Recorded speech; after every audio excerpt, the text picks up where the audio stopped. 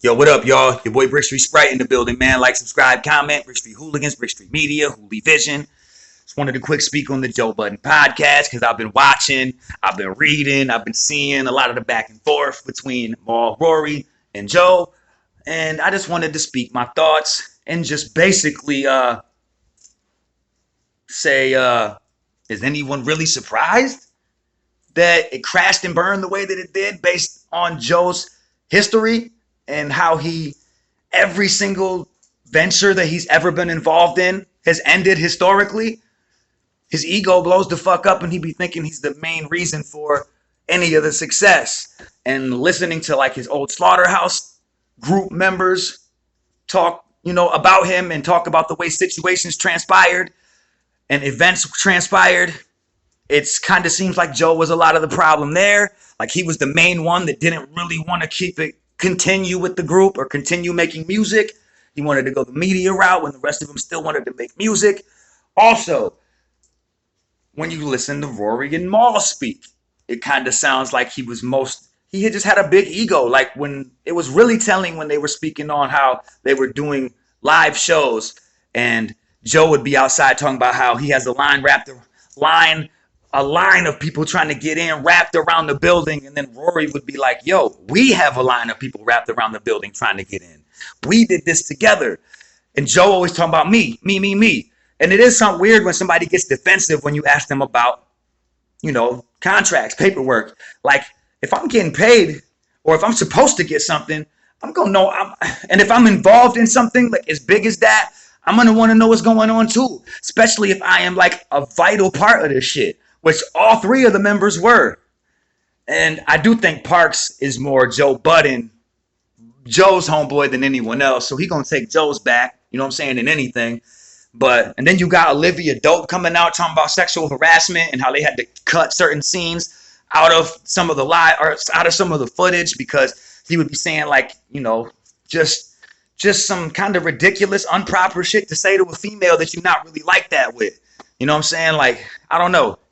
I think Joe like egregiously tried to fuck those dudes? No. But I think Joe does and always thinks that he is more of the reason for the success and why he feels like he deserves more than everyone else, which isn't always the fucking case. Like, bruh.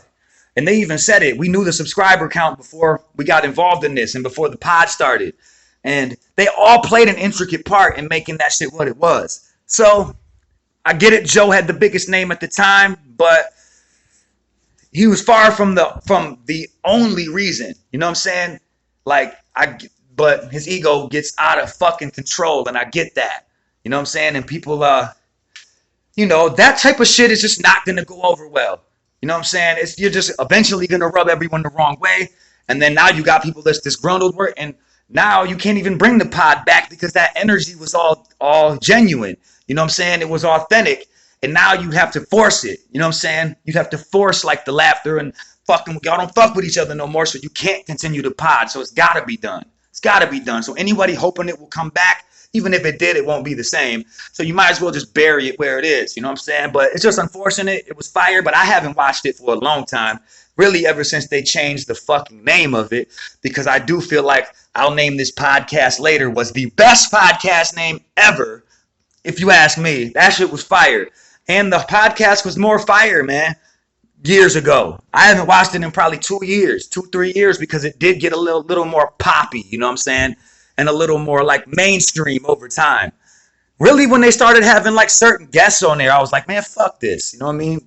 Personally. And I can only take so much of Joe. Also, he lost me when he said that he had been writing better shit than Eminem for the last 10 years. I was like, yo, he's completely lost his fucking mind. You know what I'm saying? Completely. Now, I do think Joe is a fire lyricist. I do wish we could see him make a couple more, like another mood music or something. Now that the pod's over, let's get it. And it was obvious when he tried to bring in the other two dudes, Ish and Ice or whatever the fuck their names is. He was trying to show Rory and Maul that he could get it cracking without them and keep it going. And people weren't having it. People loved the vibe of the three. And I didn't like how they stopped doing like at the end of the shows. Well, they did it for a long. I don't know if they started doing them again, but the unfound gems or whatever. Like when they would play unknown songs and unknown artists and give motherfuckers shine. That was dope. I think Spotify was like, nah, you can't play certain music and can't play, because it got to a point where they couldn't even play music, had to tape their headphones. Like, he ain't trying to pay no sponsors. Or he ain't. Really? They could have gotten sponsored for wearing them shits is what I be thinking. Like, bruh, you don't have to pay out for that. You should ask them if wearing them, if they would sponsor you so that they would pay you to rock the shit. Because you get a lot of eyes and views watching you. They might have played ball with you. You know what I'm saying? Like, there's many ways to make money, man. You know what I'm saying? And wearing people's shit is one of them, especially if you got a lot of fans that watch you. So, I don't know. It just feels like a lot of it is Joe's ego, man. That's my personal input on that. But, yeah. I only watched the round so far of that Chess Loso shit, man. Like, I be going through bouts of depression bad, and I just moved into a new apartment, you know what I'm saying? From, basically, man, my old landlord decided they wanted to sell the crib. So I had to move out and move into my fucking mom's basement for a week until I got this bitch popping and could move in here. You know what I'm saying? So I've been going through it a little bit lately. And I'm clinically diagnosed with depression. So sometimes I go through bad bouts of deep depression where my thoughts just ain't right. And I don't like to put myself out there when I'm feeling that way. But today I woke up feeling all right. You know what I'm saying? And if anyone ever wants to talk about that type of shit or is going through it themselves, hit me up. I'm always willing to talk to anyone. Put it in the comment section. Whatever. You can hit my jack. You know what I'm saying? I'll give you my fucking number. I'll give you my fucking, because I know what it's like, and you're not alone. Anyone that's going through that shit, because I've gone through it for a long time, and it's led to drug addiction. It's led to a lot of things in my life that I hope that maybe sharing some of my experience can help other people avoid. You know what I'm saying? So anyone going through that type of shit, just know you're not alone. And if you need somebody to talk to, you can contact me, no matter what it's about. Hit your boy. You know what I'm saying? But yeah, I'm going to finish watching the Chess and Loso shit. But the first round fire as fuck. I know the rest of the battle's fire, but I watched the first round when I was waiting for an appointment and had to cut it because they called me back. So I just haven't cut it back on to watch the last two rounds. But so far it looks fire, but I'll definitely be recapping it when I'm finished. You know what I'm saying?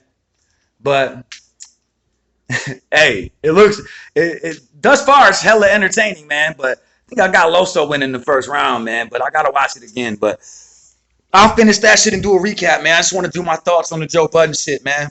Let me know what y'all think about it. You know what I'm saying? Let me know what y'all think happened. And if they could ever reconcile, because I don't think so. That kind of a podcast is based off that authentic energy, and I don't think they'd have to force it now, so it won't never work. You know what I mean? So that shit is over. It was a good run, but it's over. But it's your boy, Brick Street Sprite. Holla at me, man. You already know what it is. Like, subscribe, comment. 100.